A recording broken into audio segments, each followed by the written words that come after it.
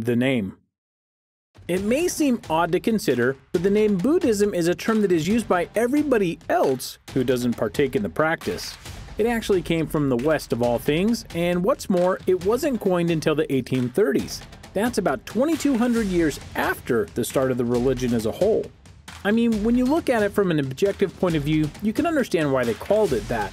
The religion emanates from their holy figure known as Buddha, so the name Buddhism isn't too far of a stretch in terms of naming.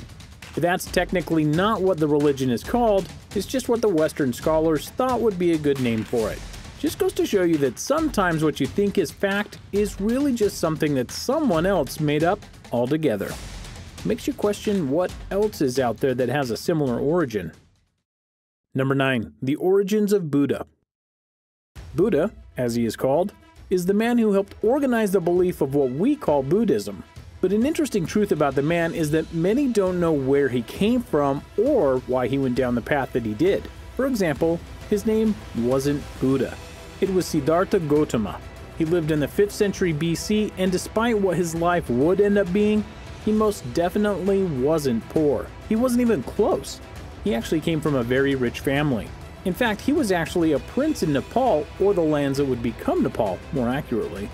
However, as time went on, he started to see and sympathize with the poverty and suffering that was going on in the world. So he rejected his fortune and tried to become one of the lower class citizens.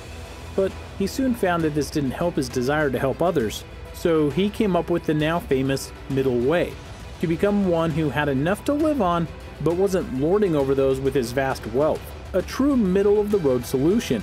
According to legends, after 6 years of doing this middle way, he found enlightenment and started to teach others this path, and thus, Buddhism was born.